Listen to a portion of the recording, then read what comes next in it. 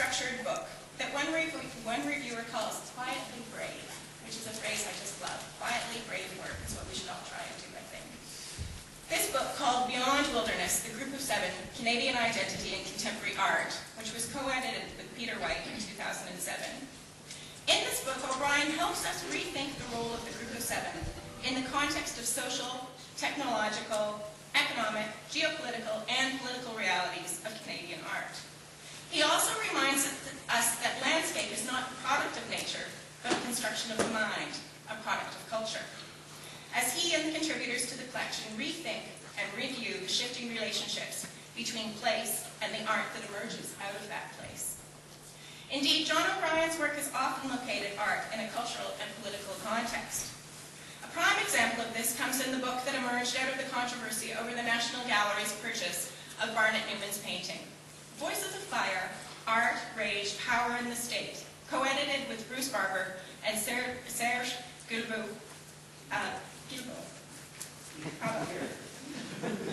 My apologies. This book captures the debate surrounding a controversial moment in public engagement and disengagement with culture, and it remains a vital document on the role of public art in Canada. The international scope of John O'Brien's expertise is also evident in his work, Ruthless Hedonism, The American Reception of Matisse, as well as the impressive 4-volume edition, Clement Greenberg, The Collected Essays in Criticism, several volumes of which were named the best book of the year by the New York Times and the Daily Telegraph. In addition to writing about art, John O'Brien has organized a number of exhibitions, including, among the many, David Milne, The New York Years, Gasoline, Oil, and Paper, the 1930s oil-on-paper paintings of Emily Carr with David Alexander, and Roy Piuca, the Hoarfrost paintings. He's currently organizing Camera Atomica, an exhibition for the Art Gallery of Ontario.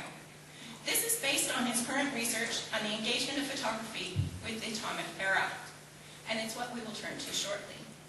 But first, I wanted to read for you a lovely snippet of a review of an essay by John that was published in a book called Postcards, Ephemeral Histories of Modernity, edited by Jordan Mendelsohn and David Prochaska.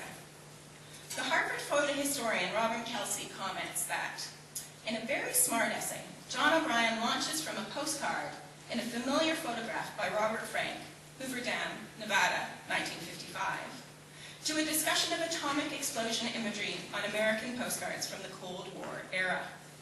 O'Brien's offering his implications for our understanding of topics far beyond postcards. Kelsey continues, indeed, I can think of no writing we have on the subject of atomic explosion imagery that more succinctly and captivatingly argues for the disturbing ways that American culture has assimilated and suppressed the unthinkable. Tonight, we will think about it. So I turn now to John O'Brien as he presents on photographing a dirty bomb.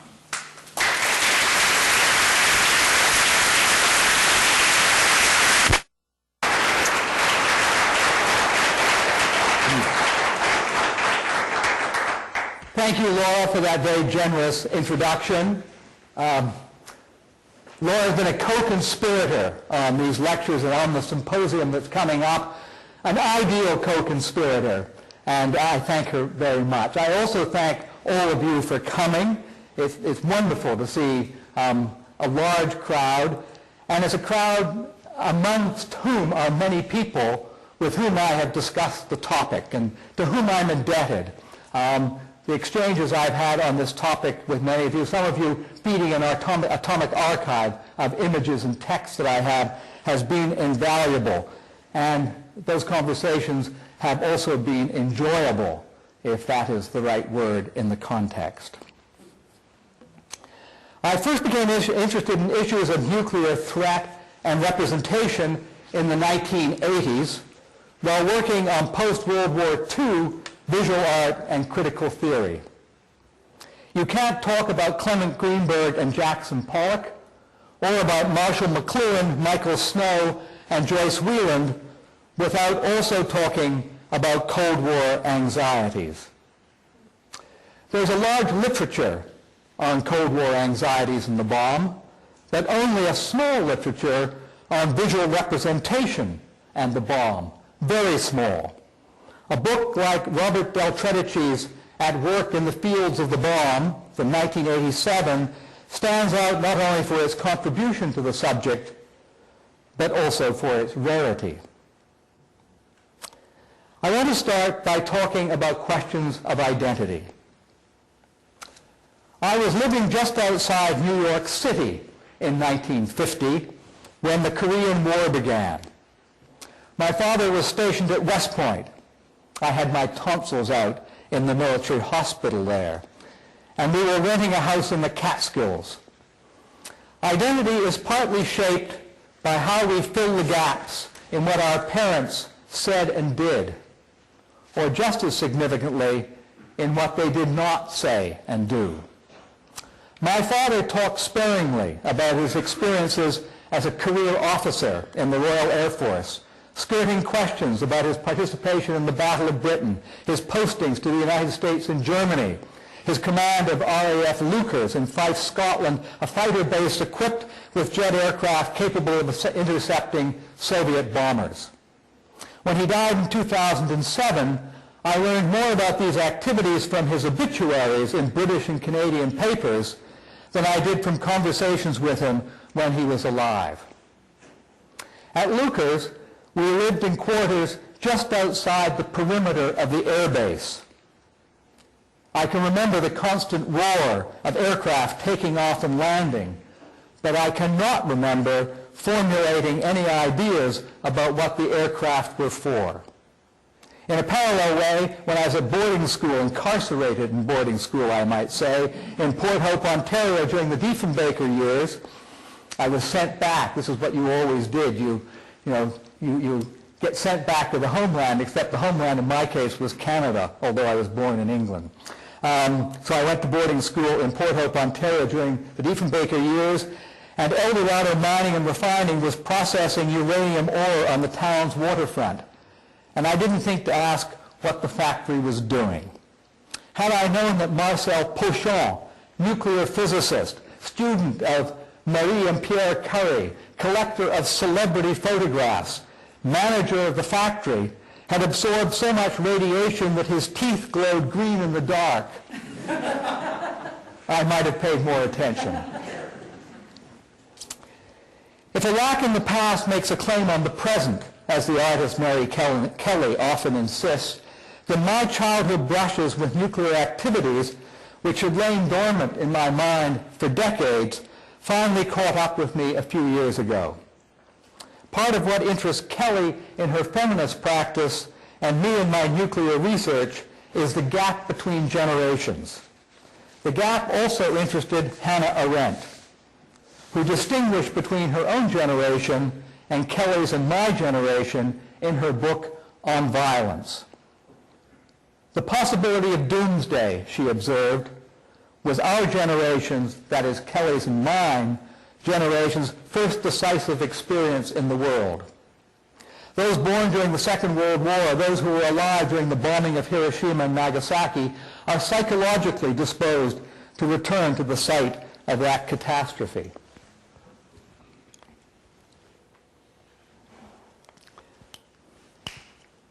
Excuse me.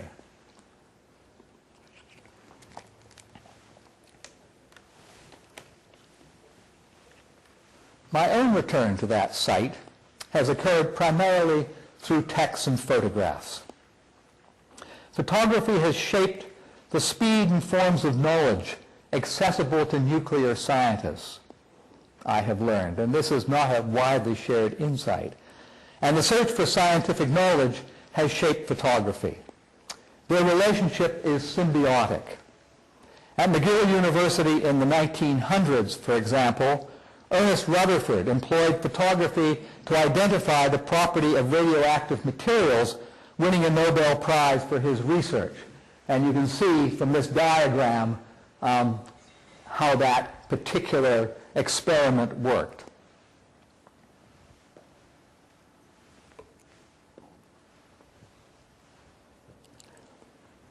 At Los Alamos in the mid-1940s, Julian E. Mack and Berlin Brixner designed specialized cameras for measuring the blast yield of nuclear weapons.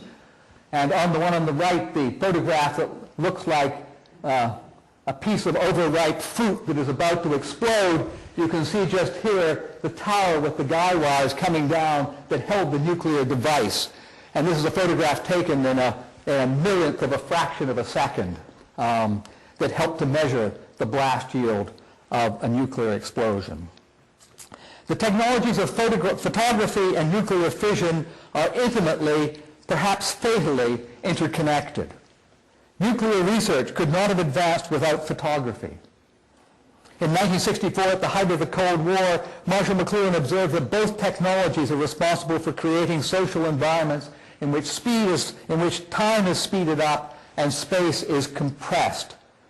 Photography produces, he says, a world of accelerated transience, and the same can be said of nuclear fission. This series of lectures will examine points of intersection between nuclear events, photography, and Canada since the end of the Second World War. Just as the technologies of nuclear fission and photography are more closely related than generally recognized, so Canada's international engagement with nuclear developments is more extensive than acknowledged. One of my objectives in the series is to reconsider Canada as a nuclear nation through photography. And I'm going to be showing you a wide range of photography of all types today, stopping only to closely examine two photographs at the end of the lecture. In other words, to really read them. Canada has an image of itself as a minor actor on the atomic stage, a perception that seems to me in need of renovation. The nuclear narratives that photographs have helped to produce since 1945 are rarely straightforward. And here is one of them. Miners at Port Radium in 1946, just up at the Arctic Circle, Northwest Territories. In the lectures, I want to be alert to the ambiguities and historical layering of the photographs as well as the stories to which they contribute. Images of the sibling atomic bombs, Little Boy and Fat Man, still circulate darkly in our minds, just as the radioactive fallout generated by Hiroshima, Nagasaki, and subsequent nuclear tests circulates in our bodies. And I was slightly dismayed to read recently in the New York Times that strontium-90, a radioactive chemical which has been on the decline for years after the atmospheric testing that took place, is now on the rise again. A Canadian mine at Port Radium on Great Bear Lake in the Northwest Territories that I was just talking about supplied the uranium ore used in the bombs dropped on Japan, as well as in test explosions, including the one at Alamogordo, the first nuclear test to have taken place in New Mexico. Another Canadian atomic project, the CANDU heavy water reactor, which was developed at Chalk River, Ontario, to generate nuclear energy for non-military purposes, served as a source of plutonium for the nuclear weapons program of India. And there you see a photograph of what was up until shortly before that a secret complex, a photograph of it at Chalk River with some of the editor's marks on the margins of the photograph. That was a press photograph. It would seem that the mushroom cloud, the meta symbol of the nuclear spectacle, is laced with Canadian content. But to what degree exactly? And that is what I want to try to determine, at least in part, in these lectures. Is the maple leaf, to badly mix my metaphors, stamped across just a section of the mushroom cloud, or is it stamped all over it?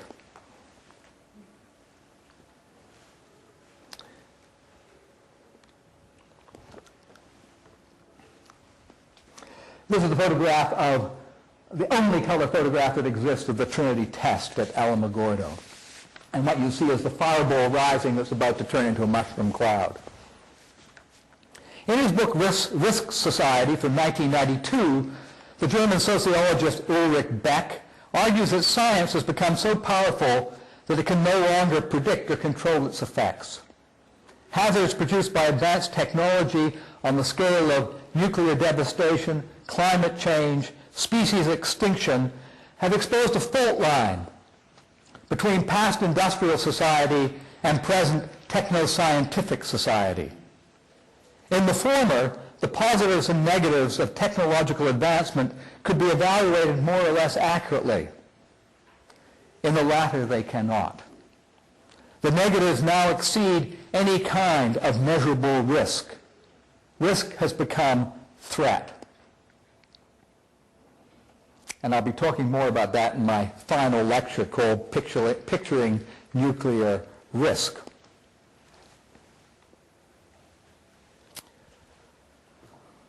This is Canadian civil defense in the early 1950s.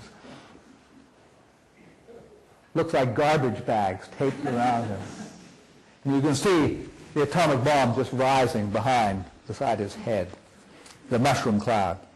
Beginning with the Manhattan Project, the threats associated with atomic weapons and nuclear energy have been consistently minimized by the, quote, techno-scientifico, militaro, diplomatic group of authorities, and that's Jacques Derrida's term for them, and hidden from public scrutiny.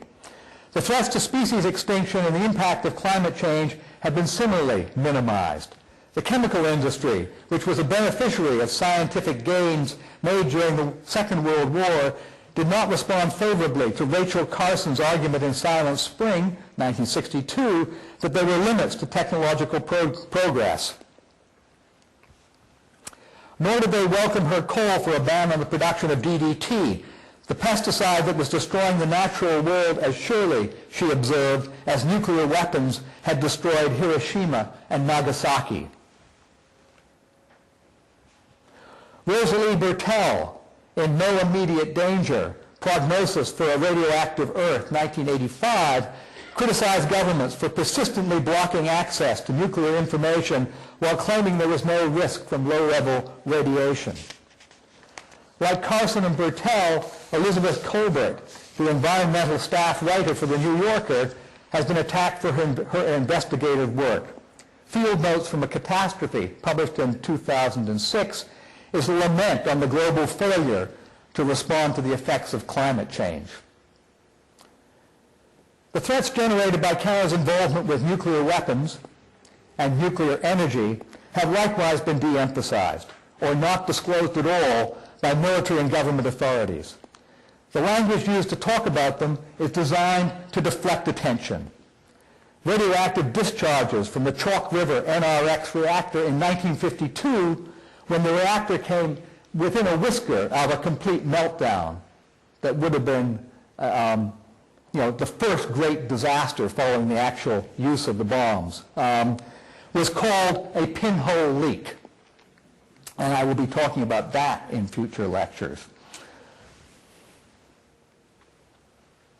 Here I show you a B-29 bomber on the left, the kind of bomber that was used to bomb Hiroshima and Nagasaki, and the size is remarkable in difference, and a B-36 bomber that I'm about to discuss. The B-36 bomber that you see on the right, for a period of time, was the main bearer and carrier of the American nuclear arsenal.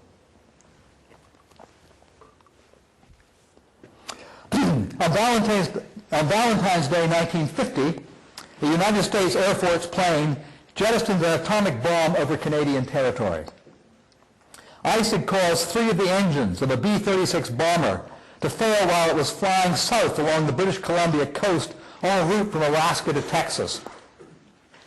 Following the emergency protocol established for aircraft carrying nuclear weapons, Ship 2075 released its nuclear payload over open water. An M4 bomb, an MK4 bomb, the same kind of weapon that was dropped on Nagasaki in 1945, was detonated in Queen Charlotte Sound, approximately 90 kilometers northwest of Bella Bella, minus its plutonium core.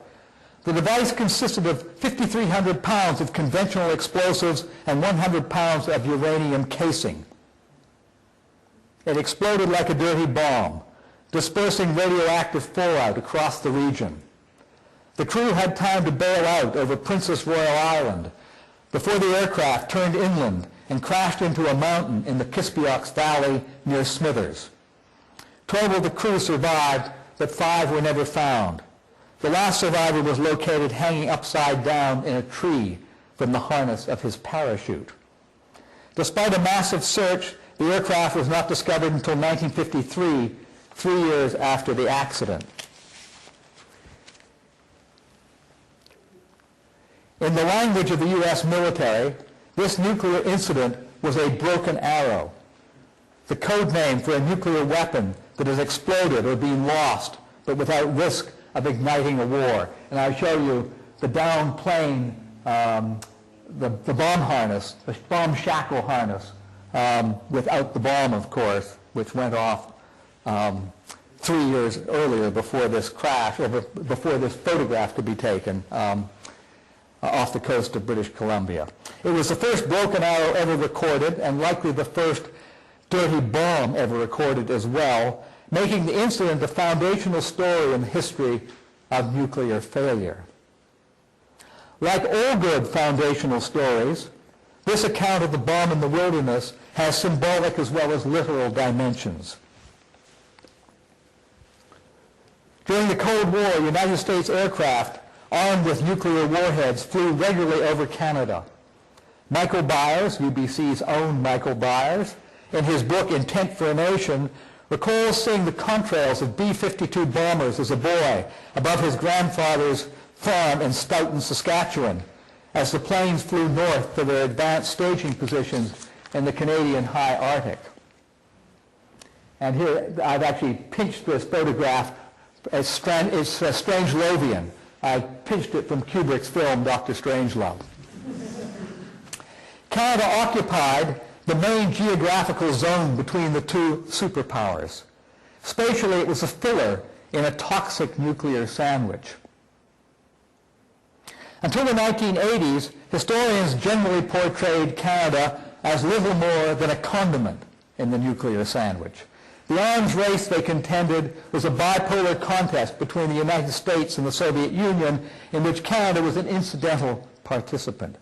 C.P. Stacey, the official historian of the Canadian Army for the Second World War, comments in Canada in the Age of Conflict, a 2-volume study covering the period from Confederation to 1948, that, quote, "There is no space here to tell in detail the story of Canada's comparatively small involvement in the more than epic-making international drama of atomic energy. Canada had no part in the bombs dropped on Japan," he declared. Donald Creighton, in The Story of Canada, briefly alludes to Eldorado Mining and Refining Limited. That's the Chalk River reactor inside. Donald Creighton in The Story of Canada briefly alludes to Eldorado Mining and Refining Limited's extraction of uranium at Port Radium, quote, "which made possible the federal government's atomic pile at Chalk River near Ottawa," but neglects to mention Canada's participation in the Manhattan Project, the three-nation consortium led by the United States that also included Britain as a third member, or Canada's export of refined uranium to the United States for weapons grade enrichment.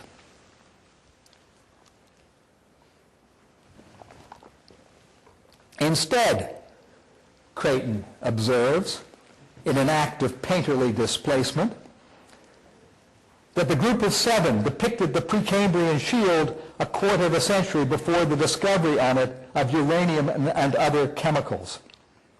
Creighton's decision not to mention the Manhattan Project and Canada's export of uranium to its southern neighbor is like deciding not to mention that photographs of Hiroshima taken before August 6, 1945 look different from photographs taken after that date. Creighton's erasure of Canada in the production of the atomic bomb represents an act of blindness rather than insight. More importantly, it represents a failure to keep a major event from the past alive in the present. Most of the uranium mined in Canada was supplied to the United States under military contract. And I show you here, photographed by Robert Del Tredici, of drums of hex mix, uranium hexafluoride, in Blind River, taken in the 1980s. By the late 1950s, uranium was Canada's fourth largest export after wheat, pulp, and paper. 12,000 tons were produced in 1959, more than by any other nation, most of which went towards the fabrication of nuclear weapons in the United States and Britain. Robert Bothwell, Ian Drummond, and John English, in their revised edition of Canada since 1945, published in 1989 and interestingly dedicated to C.P. Stacey, are more attentive to Canada's role in nuclear affairs than most of their predecessors. They acknowledge that the country's cooperation with British scientists during the war, and American scientists, they should have said, in combination with its reserves of uranium, made it a global atomic power. In August 1945, the same month that the war ended, the secret atomic complex at Chalk River completed construction of the first operational nuclear reactor built outside the United States. This was not an isolated undertaking. A few years earlier, Canadian scientists played a decisive role in persuading President Roosevelt to mobilize American resources for the purpose of developing a nuclear device. I've never seen anybody writing on Canada ever say that. I took that out of an American history book, and it was just a footnote. And this too, my next point, I've never seen ever commented in any Canadian publication, and it was just a small one in American publication. A decade after that, in the 1950s, Canada hosted a delegation from Israel that had been sent to gather information on how to construct a nuclear reactor of its own.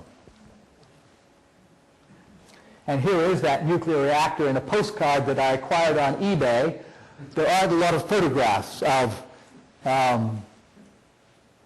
Israeli reactors. So that's maybe one of the most interesting images I have in my archive. When Prime Minister David Ben-Gurion announced in the Knesset in 1960 that Israel was building a reactor, he said that it would be, quote, be similar to the reactor which the Canadian government helped to construct in India, with the difference that our reactor is of smaller capacity. Had Canada wished to build its own nuclear arsenal following the war, it possessed the necessary scientific expertise and material resources to do so. Prime Minister Mackenzie King opted against the pursuit of a nuclear weapons program, choosing instead to steer a wobbly course between building and banishing the bomb. Canada had never joined the Nuclear Armaments Club. Membership is restricted to those countries producing nuclear weapons, but it did become a major supplier of uranium, nickel, and other natural resources crucial to the weapons programs of the United States and Great Britain. Here I show you what I'll explain as I go through. In addition, through long-term agreements, Canada turned over its coastlines and landmass to the United States for use as proving grounds for nuclear missile and submarine testing. That included the cruise missile. Partnered in the construction of 3 early warning radar systems, and that's part of the Jew line up there. Accepted American nuclear-tipped Bomark missiles on Canadian soil. That's the controversy that brought down the Diefenbaker government and caused George Grant to write Lament for a Nation, the defeat of Canadian nationalism, which remains an enduring Canadian polemic to this day. And it exported nuclear expertise, that is, Canada did, around the world in the form of the CANDU reactor.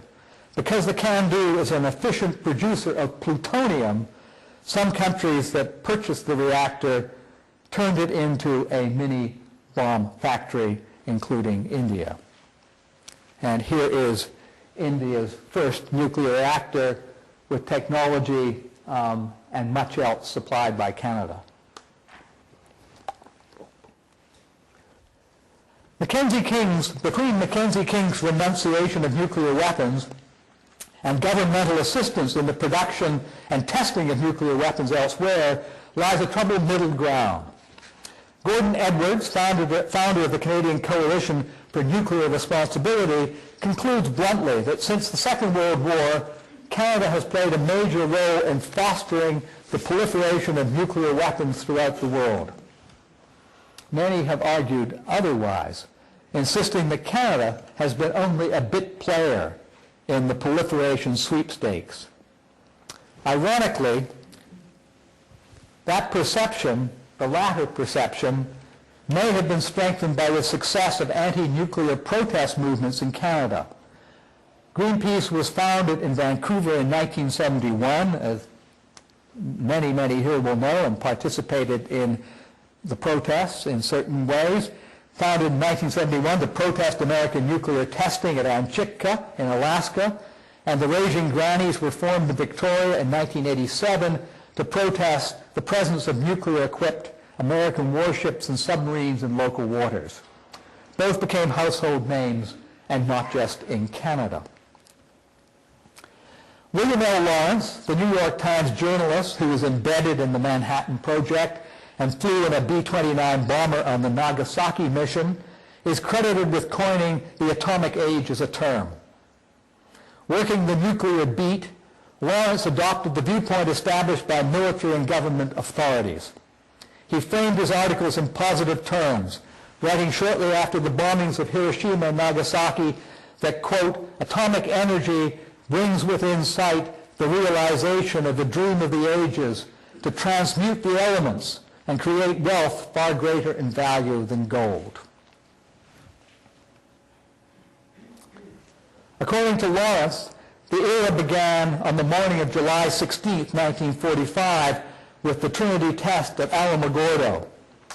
He was on hand to witness the detonation, as were dozens of cameras, and I show you here some of the cameras that were used a year later in Operations Crossroads, the first tests at Bikini.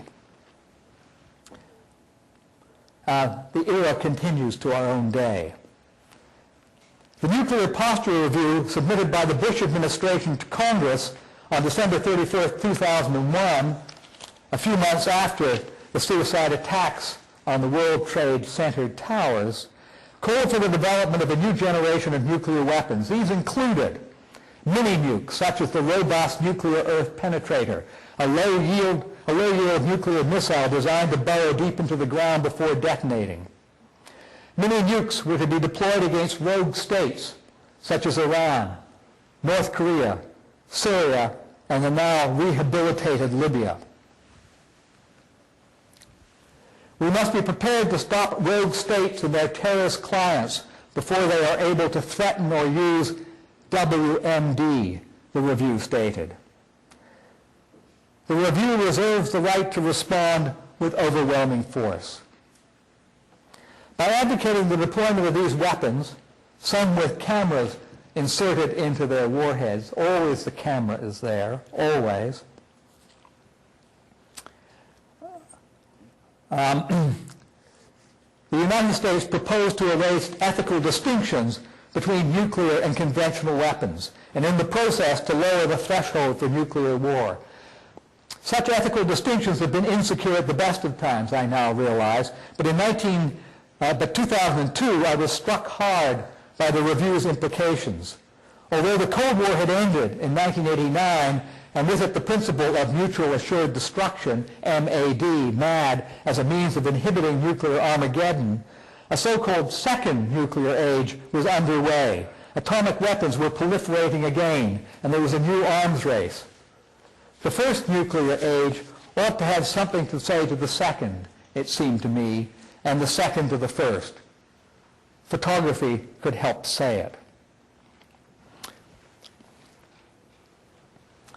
I'm going to put up a blank screen just for a moment because I want to position myself in the relationship between photography and text on this subject, because I think there are ethical implications, and so I want to spend just 2 or 3 minutes doing it. To produce a group of sentences on the Valentine's Day nuclear accident in British Columbia is to conjure up a series of images. We don't need photographs or other material forms of visual representation to produce images of what I described earlier. We can see, in our mind's eye, the flash of the bomb's explosion, the damaged aircraft flying into the side of a mountain, the upside-down figure hanging in a tree. The imagery is vivid. At the mention of Nagasaki, we might also see a ruined city with injured civilians. In her critical writings on photography, Susan Sontag privileges language when she argues that photographs do not provide the narrative structure or interpretive coherence offered by words. Photographs need to be supplemented with texts and captions to produce understanding, whereas language can speak to disagreement and build understanding without photographs. In On Photography, 1977, and Regarding the Pain of Others, 2003, books written a quarter of a century apart, Sontag asks whether photographs have the power to communicate the suffering of others, to convey the pain of those who experienced the atomic bombings in Japan, for example. She doesn't use that example, I do. In a sufficiently comprehensive manner to alter viewers' attitudes to the event and to war. On Photography in particular is skeptical about the capacity of photographs to incite action that might lead to political change. Sensationalist photography has become commonplace, Sontag argues, and visual representations of suffering have become trite. If photographs once had the power to shock, they now aestheticize suffering. Although photographs continue to generate emotional force, they are incapable of generating an ethical response. Or rather, they are almost incapable of generating an ethical response.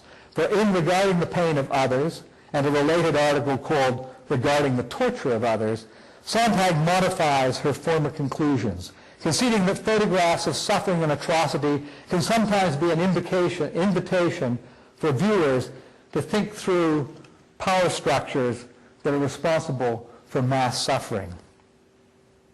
Sontag's later work is helpful in explaining why those in power fear the visual representation of death and atrocity.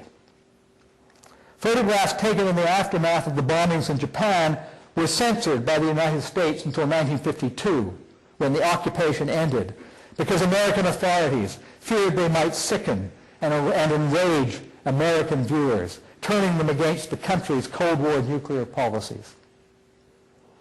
Photographs of the tortured prisoners at Abu Ghraib did sicken and enrage, and Secretary of Defense Donald Rumsfeld expressed his frustration at the ubiquity of electronic communications such as, quote, digital cameras and a global internet without inhibitions that were responsible for circulating the photographs. Digital images are not easily controlled, he was admitting, making the enterprise of fighting wars and maintaining empires increasingly troublesome for people like him and his master. President George W. Bush expressed his frustration about Abu Ghraib more directly.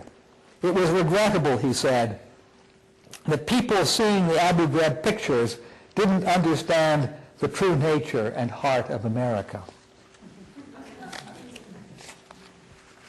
Sontag's reflections on photography are relevant to this investigation.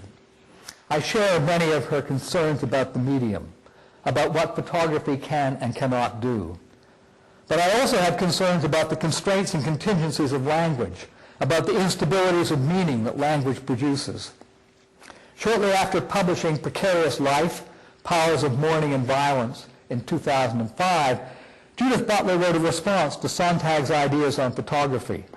Her essay, Photography, War, Outrage, questions Sontag's separation of the work of photography from the work of writing. When Sontag faults photography for not being writing on the grounds that it lacks narrative continuity, Butler challenges her reasoning. My mouth is sticking. Photographers build interpretation by choosing one scene over another, Butler argues, by framing what they are looking at and producing visual narratives. The chosen frame carries their purpose, and the purpose is implemented through the frame. Butler's correct, I think. Even though photography is the modern way of seeing, and the modern way of seeing is to see in fragments, as Sontag observes, when combined with language, the fragments can add up. I want the fragments of photography and language brought together in these lectures to add up, to produce nuclear narratives that for the most part cohere. The lectures consider a cross-section of nuclear photographs, some by Canadians and some not, some taken in Canada, some taken elsewhere. To the question, what is Canada, one needs to add a second question. Where is Canada? The Canadian Richard Harrington took photographs in China in 1966 of movie posters in which soldiers dressed in anti-radiation gear move forward as mushroom clouds rise nearby. The American Mark Rudell, the Canadian-American Mark Rudell, made an artist's book of photographs in 2009 that includes images of the Canadian stripper, Lily Sincere, waiting for the bombs to go off in Nevada. More about both of those next week.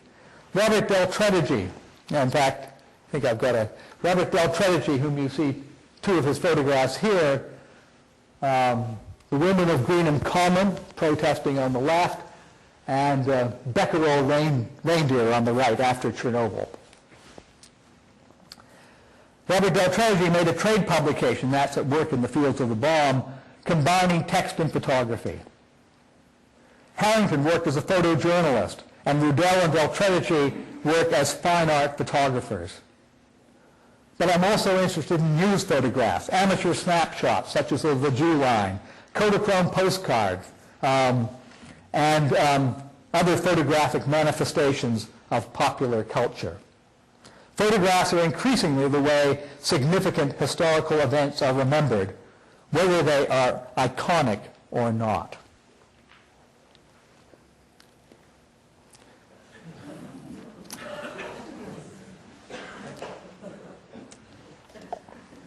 This is Admiral Blandy, who was in charge of the tests at Operation Crossroads, and his wife. I could spend a long time analyzing this, but much of it's obvious. The one thing that's not so obvious is look at the hands right there. I think you could make a meal out of the hands rather than the cake. The mushroom cloud is not only the meta symbol of the nuclear spectacle, but also the logo of logos in the atomic age. As already mentioned, it contains a quotient of Canadian content. Contrary to C.P. Stacy's assertions, the uranium in the bombs dropped on Hiroshima and Nagasaki was produced and partly refined by Eldorado Mining, then a Crown corporation, before being sold to the United States.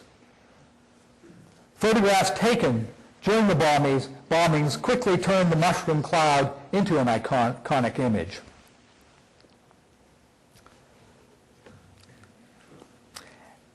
And the atomic tests conducted by the United States in the Pacific and Nevada after the war made it a staple of mass media and popular culture.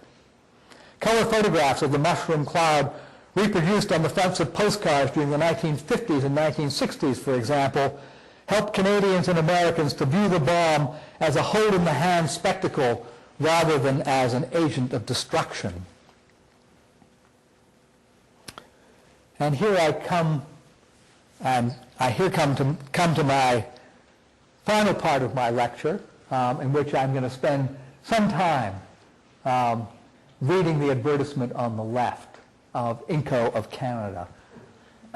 Notice that the image up there is a reversal of this photograph taken at Operation Crossroads, presided over by Admiral Blandy, if not his wife.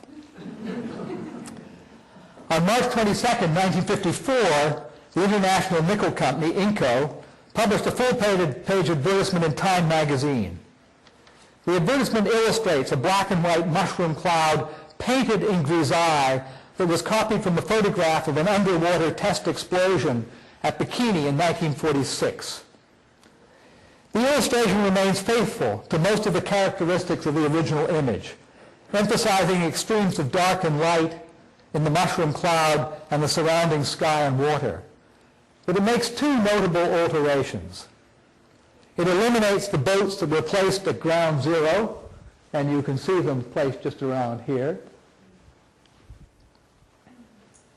And they were there to test the force of the bomb. And puts in their place a group of thatched huts and palm trees in the lower right foreground. The changes soften the image, transforming a representation of the atomic sublime in the direction of the atomic picturesque. It doesn't get all the way there, but it's in the direction of the picturesque. The reason for Inco's pictorial legerdemain can be found in the advertisement's message. Even this cloud has a silver lining, the caption reads. Nickel alloys are needed in reactors to produce radioisotopes for medical purposes, Inco states, because the alloys are non-corrosive, heat-resistant, and strong. The company is ideally suited to help in the production of radioisotopes for peaceful purposes. The message of the advertisement is consistent with those of other 1954 Inco ads in American magazines. An ad placed in Collier's, which you see on your left, explains to readers, quote, how Inco nickel is helping to produce power from the peace atom. President Eisenhower's recently coined slogan, Atoms for Peace, was clearly finding an audience amongst military suppliers, just as his Atomic Energy Commission's promotion of nuclear power for civilian purposes was attracting other kinds of commercial interest. While the AEC's weaponeers are at work in the Pacific, an article in a different issue of Time declared, the AEC is also going after peaceful nuclear power in a big way. From the tone and content of Inco's advertisement, readers might be persuaded that a significant part of the country's future lay in the medical uses of nickel. That would be wrong. In an era of near permanent war, an era that shows no signs of abating a half century later, it follows that all corporate and government activities must be performed in the name of peace. By 1950 and the outbreak of the Korean War, Inco had established a near monopoly in the production and distribution of nickel in North America. It supplied close to 80% of the United States requirements. And Congress launched an investigation into the company's market dominance and pricing practices. Nickel was, quote, a true war material, the U.S. Defense Department declared, and it wanted the Canadian company to provide secure supplies of the metal to the United States at competitive cost. Inco's image was bruised by the congressional investigation. To repair the damage, the company increased production to bring down prices and initiated an aggressive advertising campaign to refashion itself as a concerned corporate citizen. Inco even managed to find a silver lining in the mushroom cloud, as the advertisement claims, by converting a destructive force into a positive benefit for medicine. By 1954, the company was operating at full capacity and selling all the nickel it could mine. Only a small part of its production, however, went towards reactors that were making medical isotopes. Much more of its output went to feed the American war machine. A month after the advertisement in Time appeared, the Inco Triangle, an in-house company publication, reported, and here I quote, "War or the preparation for war creates an immediate demand for all metals and destroys the usual balance between supply and demand. We are now in such a period because military and stockpile demands are still at a high level." The nickel supplied to the United States by Inco, like the uranium shipped from Canada to the American military by El Dorado, was directed more to the production of mushroom clouds than towards medicine. Nuclear photographs like the one used in the Inco advertisement, occupy a pivotal place in understanding how nuclear weapons and nuclear energy were represented during the Cold War. The maple leaf is stamped all over them. However, the same cannot be said of all the photographs that I will show in this series. Some yell refusal, often using humor, black, strange Lovian humor in the process, and that's a story to be continued. Thank you.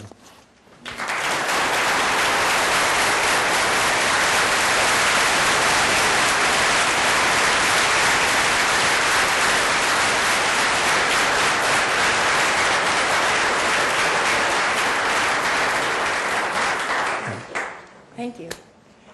We have time for some questions, and John has agreed to take questions, so. Marcia. Thanks, John. That was great. I really enjoyed the postcards. Just to begin where you left off, I wanted to ask you if you could say a little bit more about the representation of medicine and doctors at the time, because I know at that, it was around that time when TB was going to be beaten and polio, was, they were on top of that, and you would see doctors saying ads around this time, like, saying smoking is really good for you, and they're smoking, and they'll say, so this whole idea of the representation of medicine and doctors in relation to scientific discovery and progress. Can you say something about that? I probably can't say a huge amount about that directly, but I can say that uranium is a complicated substance in that it is not only a force of destruction, but it is a force for healing.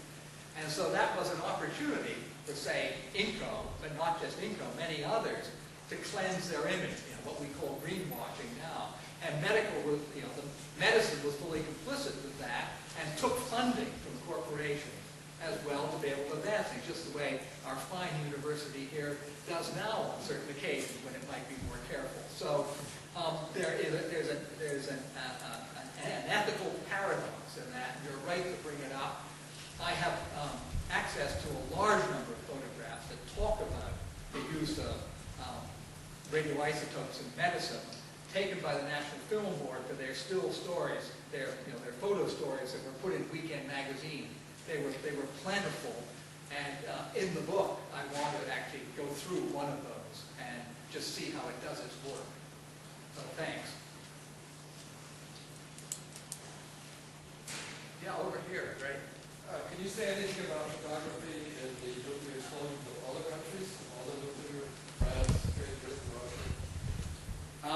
It's the same everywhere, except you don't have access to it the same way you do in the United States. And the reason we have so much access to the United States photographs is that Operation Crossroads was to show the world that the American had control of the bomb, the United States did. And so it invited everybody in and produced massive numbers of photographs, including images of Angora goats being massively irradiated, being operated on afterwards. And then there was a fall in the 1990s during the Clinton administration when a huge number of images were freed up, and many of those are now circulating on the internet. The Soviet Union has still released, and China has released, and India has released, and Iran has released, no, it hasn't exploded a bomb yet. North Korea, very little in the way of photographs, but they would have them because they need those photographs to understand, to build the bombs in the first place. So that the fatal interdependence that I commented on, stealing a phrase from Berlioz, or part of the phrase from Berlioz, is there in those countries as well, but there aren't as many photographs. France has quite a few of the French bomb, a few of the British, and that's it. Thanks. Yeah, Colin endorsed it. Who else? I was wondering about Mackenzie King's renunciation. Can you talk a little bit about that? Well, he was always a great fence sitter, wasn't he? Yes. He no doubt insulted his dog, we have to Yes. say. And his brother. But it was rather brilliant. And of course, it got picked up by Pearson and others. So Canada views itself as a peaceful nation.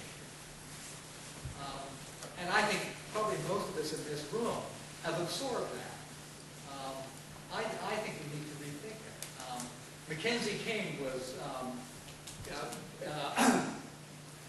to have produced nuclear, for Canada to have produced nuclear weapons would have been extremely costly and wouldn't have done its security any good because it had its elephant next to it. And the elephant viewed it was continental security that it was talking about, as it still does today. Nothing's changed in that regard, which is why American planes could fly over Canadian territory up into the high Arctic, and how we involved ourselves through NORAD and other means with them.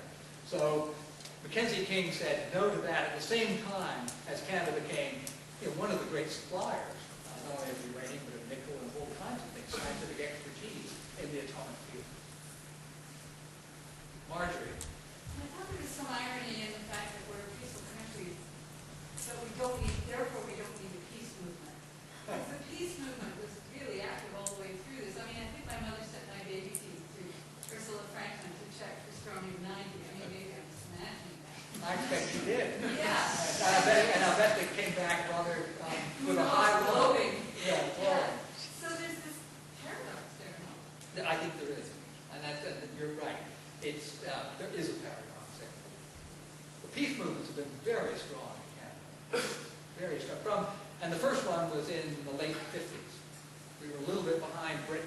Britain had the major peace movements initially with Bertrand Russell and others.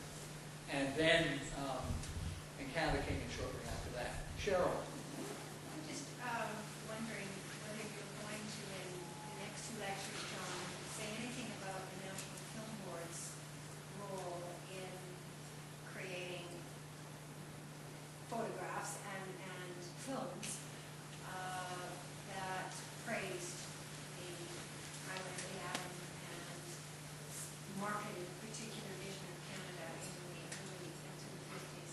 The National Film Board made over 90 films with atomic content. The first one in 1946. So it started immediately. Most of these were promotional, not all of them. Juggernaut is a brilliant film, and I want to talk about that at more length. It shows, slouching to Bethlehem, the first nuclear reactor to go to India, making its way slowly, breaking branches of trees, passing butchery. And it's a remarkable film, and that requires an now. But there are over 90. Jeremy Mathers, who was in the program of Canadian Studies, now doing graduate work at York, actually assembled that list, and work does need to be done. He's doing some. I think he's going to do his thesis on it, and I shall do some as well. I'll maybe show a clip of Juggernaut. I'll show a clip from the National Film Board next time at the time.